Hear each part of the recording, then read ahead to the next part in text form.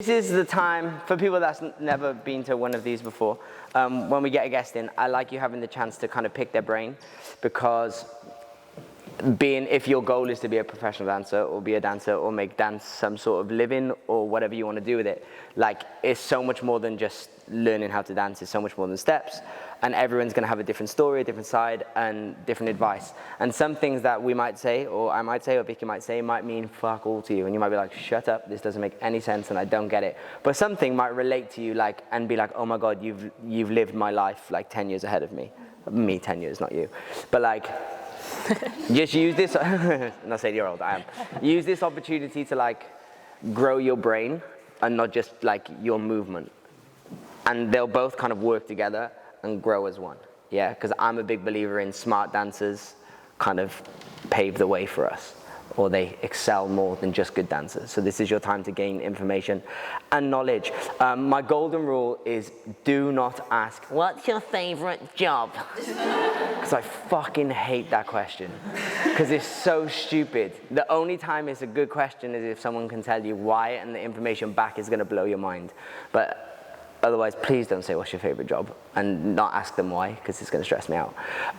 Go. Normally Connor's, oh wow, arms. Normally Connor Wells is here and has got like 9,000 questions, but let's go, we'll go Scotland to Scotland. Go, Lay. What are some of your end goals and what are you doing right now to achieve them? Okay, so what are some of her end goals? Yeah. And what are you doing to achieve And what's she doing to achieve them? I'm not deaf. I have to repeat everything so the mic picks it up. So when we remember what she's asked. Yeah.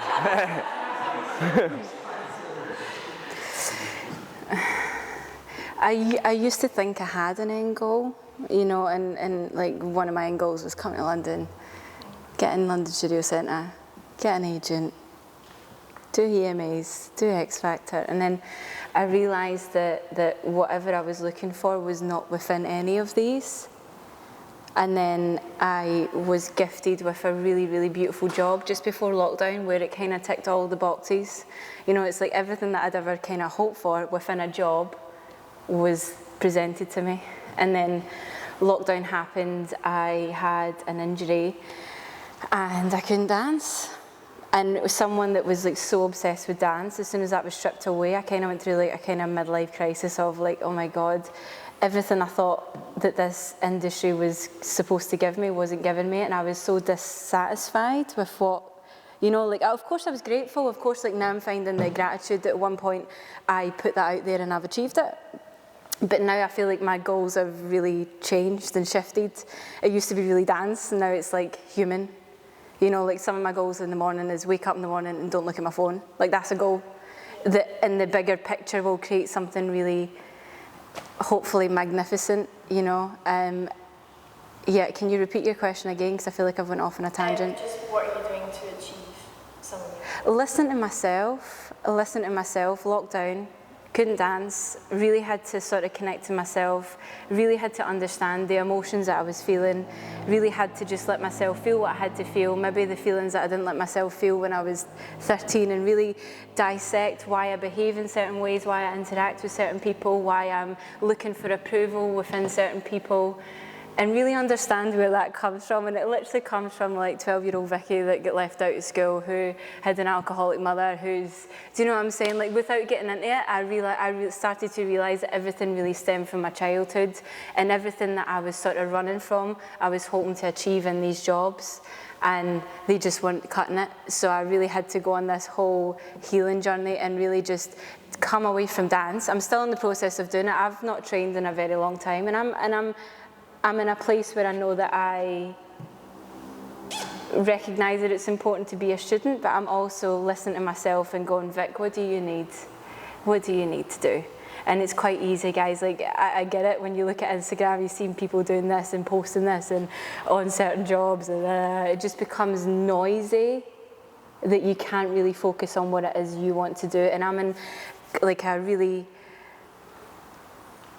a transition into doing more creative stuff, teaching and holding space for people and really connecting with people. That's what brings me joy, not like 5 seconds on stage with an artist that I've not even met and I can put on my CV, do you know what I mean? Like that doesn't fulfill me. And when I was on stage and I was doing this stuff, I wasn't really dancing, and I love dancing. I love it. And I wasn't dancing. I was on for 2 weeks. You know, and I get it, it's not about me, but at the same time, like, I can choose what I want to do in my life, and if I get like a slight joy from being in class and fulfilling that dancer side of me, then I'll do that. But my goals have shifted. Like, I used to want to be on this tour and that tour, and which is great, but I think my focus has just like shifted onto what's right for me. Does that sound all right? Yeah, no problem. Yes. Kai. What are some of the main inspirations behind the way that you move? And also, what are some of the main thought process or fundamentals that get you through that every day? So what are some of the main inspirations to how she moves and the fundamentals that get her through every day?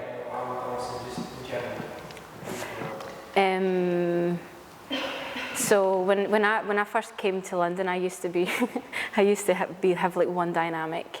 I was full out, one dynamic, loved dance, was sharp, I just went for it. And then when I moved to London, I seen contemporary dancers and I was like, I want to be able to move like that. And then I seen David Cottle, actually, he had a class at 6 to 8. And I'm like, the way that they move their body and they're so connected to, from their head to their toe, and everything's like 4-dimensional, like, do you know what I mean? It's like a living, breathing human rather than a cardboard cutout. That's what I found curious. And I would see people move like that and go, I can't do that, I want to be able to do that. And then I ended up going down the contemporary route and I was just rolling about the floor all day, which is great. And I've had mentors and teachers, like Cisco was one, he says, like, babe, you're obsessed. Like, you need to basically not dance for a bit. And at that time, I'm like, no, but like, it's been installed in me that I need to train. So that's like, that takes over, the fear of missing out, the fear that I'm not doing enough. And like, so that was like a plant a seed. And then I was training with Diana for a bit, and then she was just like, you're looking at it like choreography, and I didn't get it. I could understand what she was saying, but I couldn't, my body didn't understand what that was. And then when dance was stripped away, I could really work on the human part of me, and now when I dance, I take that with the dance. Does that make sense? Yeah, that's it.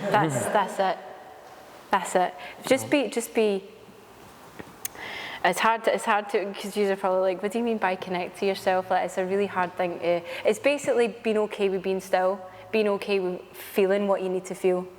And I really encourage that. If you need to cry, I know some people will be like, don't cry, but I'm like, cry and dance at the same time. It's great. I love it. Have you ever cried and danced? Oh, it's amazing. I love it so much. Yeah, and I think as well, I'm going off on a tangent, but going through places and meeting certain people, it's really, you can quite easily get caught up in opinions and what you should be doing, you know, and I had to just strip that away. And I'm just like, I'm just going to live how I want to live. I want to go to the audition if I want to go. I don't want to go, then I won't go. You know, and I'll say no to things because my energy is more important about where I choose to be around and who I choose to be around and the types of people that I'm around. Do these friends make me feel good? No, they don't. Cut them. You know what I mean? And it's just being quite ruthless with yourself and knowing what's good for yourself will really help. I went off on a tangent, but I hope I've answered your question. Contemporary, I think that really opened up my world, and then seeing like David Cottle, Diana, I think she's been my inspiration from day dot. Just how she moves, man, just amazing. She's amazing. I could literally just pay class just to watch her move, and I'd be satisfied. You know, and I feel like I'm having an epileptic fit in her class, like, and I love it. I feel like I love feeling like I can't do it. You know, especially when I went to Copenhagen, I'm around like 14-year-olds that were incredible. You know, and I'm like flaming at the back, but it doesn't matter. It doesn't matter. It's important to be humbled. It's nice to be humbled. It feels like shit, but it's important. Tels. Sorry, was that the end? Yeah, go. What is the biggest piece of advice that you would give to a student you wish someone had given to you? So the biggest or the best? Best. Oh, the best piece of advice that you wish you had when you were a student, basically. That's a hard question. It's a hard question because it's something that I feel like I can't advise, because most of the things that you'll experience in your life, you'll realise through your life experience. So it's hard to be like, do this, because then you'll note it, but then you actually need to live the experience to know what it is. But the biggest thing is like, do other things. Like, don't just dance. Like, it's so funny. Like, I now play volleyball. It's great. John and Marco have got everyone on this volleyball hype. No, I bail every time they say come. I'm like, yeah, no. Literally beach volleyball, and I'm In the rain. Oh, yeah, it's great, and it's just nice to be around dancers that are just playing volleyball. It's hilarious. Yeah, and I do want to go into like kickboxing and stuff, and just do other things that'll just. And if you think about it, they're all movement based, so they're all gonna like carry across into your dance life, because you might pick up new concepts and new skills. A dancer called Jonathan Bishop, I hope you know who he is, he's out of this world. Years ago, he taught a class at Pineapple, and he gave himself the challenge that every routine had to have, like every step, there wasn't allowed to be like what we would know as dance, but it had to be like sports movements. So he made an entire routine and be like, so this bit we're playing football, and then we play tennis, and like his whole routine was out of like different movements that you would do in sport, and he created a piece around it, and it was fucking dope. But it was just made by like every like movements that normal people would do, and not we would be like, this is a shamrock or this is a Fresno. It was like just movement. Do you know what I mean? But like if you go and try other things, that's going to influence how you probably move, because you're going to move in new ways that you've not moved before.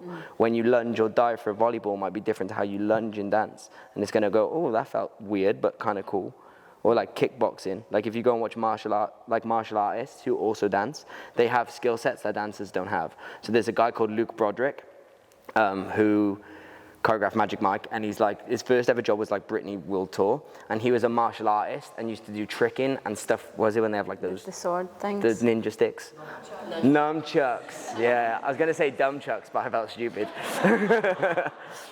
He used to do that, and that carried across into his dance. So when he learned choreography and got good at dancing, he had another skill set which he could put within his dance and made him different and unique to others. And that was his, if I've been teaching you at college, that was his ingredient that he had that other people didn't have. Yeah. Yeah. So do other shit, because that's dope advice, because all you guys probably do every single day is dance. I did a workshop ages ago when I was in my contemporary world, and it was a guy that sort of is, have you heard of Deviate? Physical theatre? Yeah, so he came in and he was like doing some crazy, I felt so out of my comfort zone because he was getting us to shout and like, ah! I'm like, what's going on? Yeah. But I loved it because it's like, it's just nice to approach things like a 4-year-old and just not care. And he says, if you're only ever in the studio, that's all you ever produce. And I'm like, oh my God. It's crazy. Yeah, that's probably the best advice. If there was any, it'd be do other stuff. Yeah. Yes. Did you get past your need for validation and like not care what people think? How did you get past your need for validation? You go. It's still an ongoing process. I'm now aware of it, whereas before it used to just be programmed and I didn't know it was there. And now I'm aware of it. I can feel it come up. You know, even when I'm creating, sometimes I'll turn around and be like, look for approval that what I'm creating is good or what I'm teaching is good. But I'm just aware of it. I'm working through it. It's still there. It's still there. I just comfort it because I know that she just needs a hug. Do you know what I mean? Yeah, that's literally all it is. It's the child in you that has been made to feel like that at some point. You know, I was like 8-year-old and I made an octopus. I hated my teacher. She was horrible. She was really, really horrible. And I was always really good at art, and she used to shun my art. So that used to happen. I made an octopus, wanted to make a 6-leg octopus, and she says it should have 8 legs. And I'm like primary 3 at the time. I don't know what you call it down here. Year 3? Yeah, so primary 3, and I'm like a child feeling like my art's not good enough, you know, and that's how deep it goes, and it goes deep to your parents, so I've had to work through all of that. It's literally just that. Do you know what I mean? Yeah. Lau. How do you get rid of your like bad habits? dance-wise? Instead, is there anything else other than drilling that you do to like dance differently and better every time? How do you get rid of your bad habits besides just drilling them? Yeah. How do you get rid of your bad habits? It depends what kind of is it dance-related habits?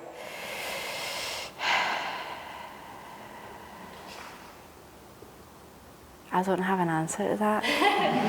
I do. Do you? You have to acknowledge them first. How do you know you've got them? Are you watching yourself? Are you studying yourself? Are you thinking about what stuff looks like and what it feels like, not just one? Because we get so caught up on what things look like and not what it feels like. And actually, if you figure out what it feels like, then it's probably going to end up looking better than it would than just focusing on that one thing. So you have to find a way of acknowledging what your bad habit is. And then once you do it, make that feel normal. Put yourself in that position. So say your bad habit might be looking at the floor. Well, like set something like I'm always going to stare at the top line of the mirror without fail. If your bad habit would be I go wrong in groups, well, cool. Make sure you always offer yourself to stand up when they go, anyone want to do a group. Make those things that are your bad habits feel normal. Make the uncomfortable feel comfortable. You have to always put yourself in that position as a dancer where we want to eliminate those bad habits, right? But to overcome it is actually the really hard part. Acknowledging it is tough. Your teacher might tell you, but that doesn't necessarily mean that it's right. It's their opinion of your bad habit. It matters what you think about how you dance. It does matter about other people too, but again, that comes down to, are you looking for validation from someone? Because if, say, I didn't like one of your habits, but you love it, that's the thing you like, why would you get rid of it? You dance for you don't dance for me, right? But then to get rid of it, whatever it is, you have to work on it. And you have to make it where you're your own educator, you're your own teacher, which we've spoke about a lot. So like, what are you trying to work on? How do you work on that? You have to start to assess yourself. So my bad habits in choreography would be like, I suck with lines and details and shapes. So who would be good at that? Go and live in Sean Niles' class. Like for me, footwork and weight transfers are easy. Probably don't go and live in John and Marco's, because it's my happy place, because that's what they do. Put yourself in those positions where you're going to train those bad habits out of you. But first of all, you have to acknowledge what it is. And is it really a bad habit, or is it someone's opinion that they've told you? That's, yeah. Because Cisco's bad habit to me all the time is like, you don't dance full out enough. For you, I'll dance full out enough for me. I don't want to dance at 110. I want to dance at 80. Like that feels good to me. 110 feels like shit. It might look better for you, for your movement, but not for mine. So bad habit is preference. But who are you trying to please? Because yes, obviously I love Cisco, as we know, and I want him to say good job, but at the same time, I want to watch me dance and go, I like how I dance. Because I dance for me, not for him. Yeah. Sorry. Mackenzie. Have you got any tips for making your movement more effortless and not being so full out all the time? Tips on how to make your movement more effortless. Breathing. Okay. Yeah, it sounds this, but when I was going through training, my teacher always used to be like, Vikki, breathe. And I'm like, I'm breathing. Like, please talk about it. I'm breathing. And then it wasn't until, you know, when you leave and things just start to make sense, and it comes with time, it comes with someone just planting a seed, and maybe this workshop today won't make sense until 3 years later, you know. And naturally, guys, we want to know the answers to things, but it's just letting whatever is supposed to unfold.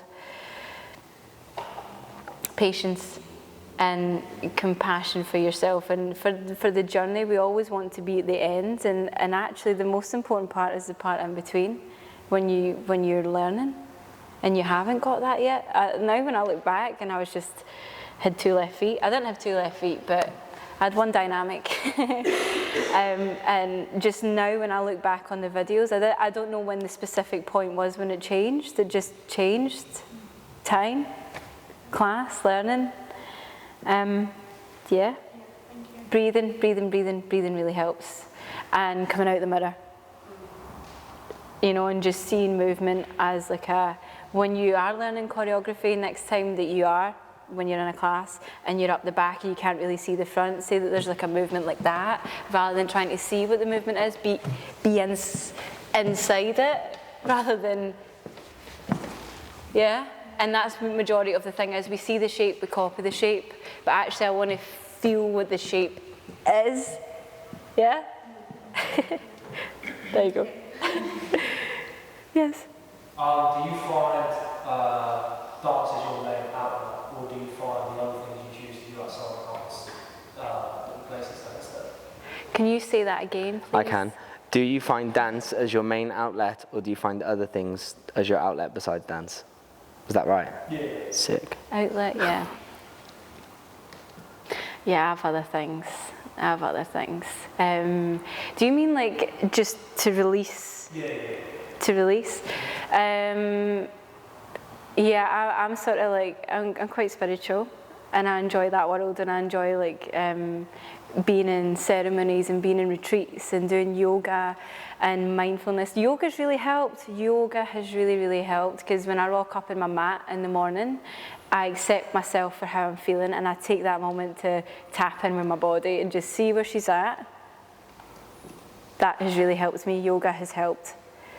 I'm still in the process of knowing that meditation helps, but I'm not fully like in it, you know, and I recognise that fitness helps, meditation helps, journaling helps, but I'm just trying to take each step at a time, you know, rather than go and try to do it all at once, you know. Like even for me, a small thing is like waking up in the morning without my phone. It's just reprogramming my brain that I'm focusing on. All the things you've mentioned require you to be alone and require you to be with yourself and be stillness. So maybe that's it. It's not like going to be with my friends and do something. It's not going to party. It's not going to be like yoga is a thing where you have to be internal and you have to be on yourself and focus on you and be present. So is meditation. Yeah, being alone, because that's the thing, guys. I had to just really be okay with being myself and being alone without feeling alone, because I've got myself. You know, I was saying to Kane last night, I was out, and I'm never out. I used to be out partying when I was 15, so by the time by the time that I took dance more seriously when I was 18, that's when I properly started. I then just wasn't really out as much. I don't really enjoy being in nightclubs because it's just a lot for me, especially being drunk. Don't enjoy it. So I was out last night and I was just seeing everyone on their phones, and I'm just like, this is like a crazy world. And I'm recognising it because I'm more self-aware. You know when you're on the tube and you're like on your phone, and then because we all do it, we're all on our phone, we scroll, and then you look up and then you just see the whole carriage absolutely zombied. That is scary. That's a scary world, and I feel like most of you guys as well are taught to have your Instagrams to look a certain way, because most people are getting booked now through their Instagram. I had one agent saying like, oh, maybe you should not post as many groups. Like, so I used to post groups of people dancing. I'm like, well, I'm not changing that. You can either see if I can dance or not. Do you know what I mean? So I don't conform to that. I don't conform to that world to have your headshot look a certain way. I'm going to do my headshot how I want. You can either see what I look like or, do you know what I mean? I don't compromise anymore at all. Again, I went off on a tangent, but yeah. I guess it's like other activities, other movement really helps me, just movement in general, just going out in the walk. Being underneath a tree helps, I love it. Have you ever walked in bare feet? You should try it. Isn't that called rooting or grounding? Grounding. Oh my God. Because like when you connect, because we're designed to walk in bare feet. We're designed to walk in bare feet, but we've got rubber soles, so like we will lose a natural connection to the earth, and this is what grounds is. And you've got a whole generation of people that are just completely ungrounded, me including. So the woman that I go to for healing, I walk in her front door and she's like, what's going on with your heart? And I'm like, how do you know that? Do you know what I mean? Like, she just knows. Like, she's like, you're not grounded at all. You're not grounded. So I'd practice that. I feel like I'm tapping into another world that the phones don't allow us to tap into. Like this world, the connection. Sorry, I'm just like, It's okay. do you know what I mean? I enjoy that. I enjoy that a lot. Yes. Any other questions? Yes. What are the best pieces of advice you'd say you've had from either teachers or people along your journey? The best piece of advice from teachers or people on your journey. Do you need that again? Yeah. the best pieces of advice from teachers or people on your journey? Well, it was that guy, if you're only ever in the studio, then that's all you ever produce. It was Diana telling me that you're approaching dance like choreography. It was Cisco saying that I'm obsessed. I don't even know if I remember that, but it sat with me. Best piece of advice?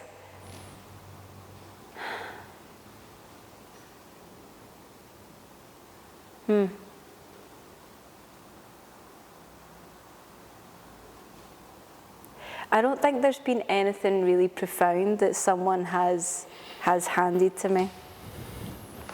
You know, like, it's just more like I'll take and, I don't know, I don't have an answer for that. I don't have an answer for that, so I'm not even going to try and answer it. Because I feel like I've answered it in other questions. Mine to give to you, though, would be try everything and don't let your experience, or don't make up your mind on how you feel about that thing the first thing that you try the first time. Because sometimes the first time is the part where you're like, oh my fucking God, this is terrifying. And that's all you experience. So maybe you have to do it like 5 or 6 times, whether it's a style of dance or like going into a certain environment or a different classroom. Do it a bunch of times before you go, this isn't for me. Because the first time is normally led with fear and anxiety or nervousness. So that sets your tone going into the room. And that normally dictates your experience. So if you feel like you're drowning the whole time, don't let that be your experience. Go and try it again. Because the next time won't be as scary. And the next time won't be as scary. And then you'll start getting better at it. And then when you get better at it, you'll start going, I fucking like this. Because I'm good at it now. Like, especially within dance. Because that's what I always used to do. I used to be like, I ain't going to do that class. And it'd be normally because I was afraid. Because I was like, I don't know what that's going to feel like. Like, I'm 32. I say it all the time, last year I went into Tap Attack's 10-year-old tap class. And they were all looking at me like, who the fuck's the tall ginger old man in the corner? They definitely didn't say tall, but who's the old ginger guy in the corner? And I was terrified to dance in front of these little 10-year-olds and be the worst in the room. But I was like, I have to be. I have to be the shittest in the room before I can be the best. I'm still nowhere near the best, I'm awful. But you have to get over that. And it was the most terrifying first experience. The first tap class I'd ever done in my entire life, ever, was with 10-year-olds who are the best tappers in the country. But I shouldn't let that dictate how I feel about tap, because it's going to feel shit, because it's new. And if it feels amazing the first time, fucking win, hold on and run with it. But try it like 10 times, 5 times before you decide if you like something. That's very good advice. That's very, very good advice. At the moment, I've got different coaches for different things, because I think it's important to have mentors, and it's okay sometimes you outgrow your mentors, which is fine. You're meant to. Yeah. So I've now got Rhymes. Do you know Rhymes? Yes. I do. Yeah. So she's my coach for just life, whatever that is. Okay, Vic, what do you want to achieve? Cool, we'll help you achieve it. Because I get in my own way as well, but I need someone to help me see it. And I've also got a fitness coach, Stella, and there's some days I wake up and I don't do my workouts and I feel like utter shit, and then I voice note her being like, Stella, I didn't do my workouts. And she's just like, you are self-sabotaging yourself. Like, she relayed how I was talking to myself, and she's like, we need to deal with that. Before you get to the workout, we need to deal with that, because that's the root of the problem. And most of you will approach dance like that, you know. So, mentors. It's nice to have some mentors. Yes. Anyone else? Yes? If you were to meet your 50-year-old self, what do you think she would say to you? You look fine, girl.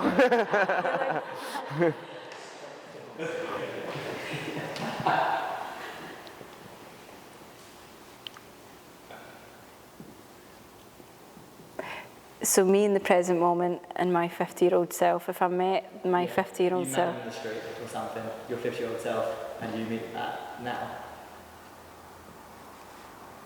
What would the 50-year-old say to Vikki? You're doing a good job, just keep going, man. You're exactly where you're meant to be. It's okay. You're doing a good job. I had a really freaky moment, right? I was sitting outside Pret, minding my own business again with myself, him and a coffee. I have a coffee addiction. I'm dealing with that. Respect. Do you know what I mean? I'm aware of my addictions. I'm aware of when I overeat because I feel a certain way. I'm aware of when I drink because I want to numb my feelings. So I was sitting outside prepping my coffee, and this man just walks past, and then he was touching his head. You know the third eye? Do you know about the third eye? If you don't, that's fine. It's okay. It's the world that I'm in. So it's the place. It's the place that we naturally connect with people and see more than what we can see. And he was like, "You're going to live for a long time," and then just disappeared. And I just sat there like, what the fuck was... I'm like, nobody was here to witness this. But he was harmless. He literally just went, "You're going to live for a long time," and just floated away. Literally floated away. No, I'm joking. But, so that was a crazy, crazy experience. And it's almost like I get reminders of where I'm at. I'm all right. So I think she would just be like, "Vic, you're doing all right. You're doing good." Yes. So I'll flip that. If you met your 10-year-old self, I would just hug her. I would just hug her. Yes. And I feel like I'm ready to cry, but that's completely normal. It's okay, we'll cry and dance. You like that? Yeah, I like to cry and dance. I think as well, like my drive to leave Scotland was to make a better life for myself, and that's exactly what's happening. Because I think as well, guys, like you all have your own situations going on in your home, you know, and it's really nice because now I'm at a place where I can go home and accept what it is and separate myself. Whereas before I would go home and get triggered, and that's why I would never go home. Yeah, it was turning into a counselling session. I think it's important to be vulnerable, and at the beginning, my head has been hooked on the fact that I said that my mum was an alcoholic, but we probably all have an alcoholic in the family. I'm just scared in case she sees that, do you know what I mean? Because there's no harm, she's just dealing with her life how she knows. And I just had to really accept that. And that's why the dance part of me is just so not important. I really had to deal with that. I had to deal with the what came with that dynamic in my household, you know, but I would just hug her. It was like a 10-year-old Vic that was just trying to fit in with everyone and just wanting to be popular and just getting left out and getting bullied. And I don't want to seem like I'm sympathising myself, but I had to go through that because it's made me who I am, you know, and I would not change it for the world. I would go home and be like, "Fuck yous all." Do you know what I mean? But with compassion, because I can see where it comes from, you know. I just want to hug them because clearly something's happened to them. But when you're a kid, you don't get that. You don't understand it. But I would hug her. Yes. I think it's a real eye-opener, and the older you get and the more things you experience, the more you'll relate to it. But at the moment now, for everyone that I really know in the room, dance is your life. Because it is all you do all fucking day. Every single day as you wake up and you put on those tights and you go, gotta go do ballet, gotta go do this. That is, you're so consumed with life that's all it is. If you don't get a move it piece, you'd be like, "Oh my God, I didn't get picked." It's like the world is ending. And when you pass that and you get older and you experience other things, you realize that dance is such a small part of life. Oh my God, and actually yes. it is a beautiful part. It's amazing because it's the thing that makes you happy if you choose to put yourself in those happy places. But we did a podcast the other day, a live podcast on Saturday, and it was meant to be you're the opening act, make everyone happy, and it turned into kind of a therapy session with a bunch of strangers that we didn't know. And I just basically said to them all, I've had the most incredible dance career in the entire world that I could ever have dreamt of, and to come from a shitty little town, Cardiff's not shitty, take that back, I love you, a shitty school in Wales, and I've had the best dance life ever. And all I've learned at the age of 32 is that it's just dancing. It's only dance, and there's a whole life outside of it. Because if you go and speak to all the people outside that don't dance, they have a whole life. And no matter what happens in the life, the world keeps going. Whether there's dance or no dance, things keep happening. So treasure the moments when you're in the studio, but embrace the moments when you're out the studio. because then you'll really enjoy the ones in the studio and they'll mean more. Oh my God, yeah, 100%. And as well, another, like if I have to give any other advice, don't put your life on hold for any of this shit. If you want to go traveling, don't wait about because you know there's an audition in like 5 weeks. So you're not going to go traveling in case you go to the audition. Go to the audition, go traveling, go do what you need to do. You know what I mean? Like I've been penciled for so many jobs, but I'm getting on with my life. I'm not waiting about. You know, and like they'll mold to my schedule, not the other way about, because that is what fucks with you as well, isn't it? When you just make yourself accessible to everyone. Nah, if you want to go travelling, I still need to go travelling. That's my biggest weakness, is I accept and I give myself to everyone and everything. I take on the stupidest schedule in the entire world, and I sit there and I go to Jake, how am I going to do this? And he goes, I don't know, bro, but you've said it, so you'll make it happen. And then I have to retract. But that's where I become a dancer and not a human. And even this reminds me that you go, you have to be a human before you be a dancer. Don't put your life on hold for it.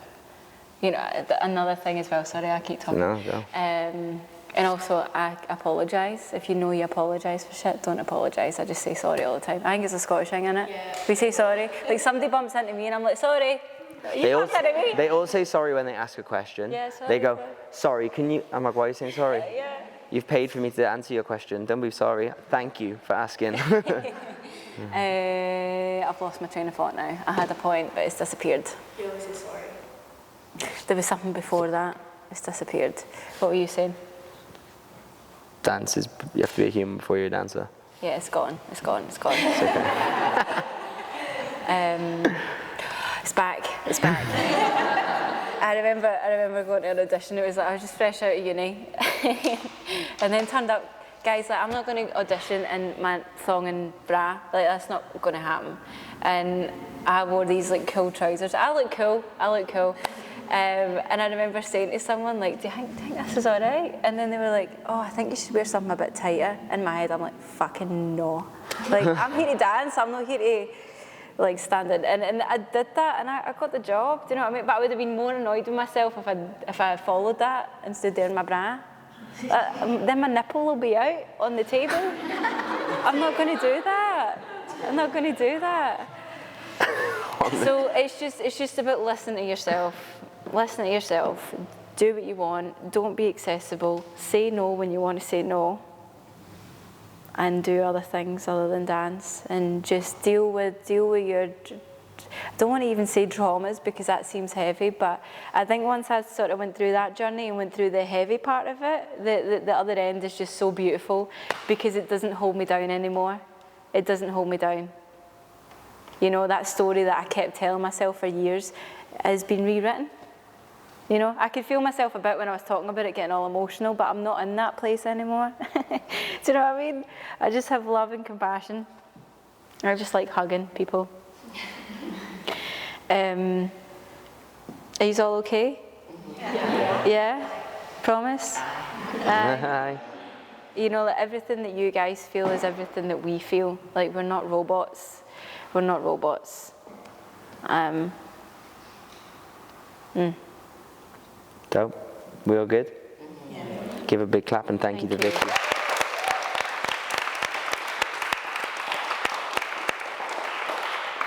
$7 o'clock, peeps. Peace out. Thank you so much. You're amazing. Thank you.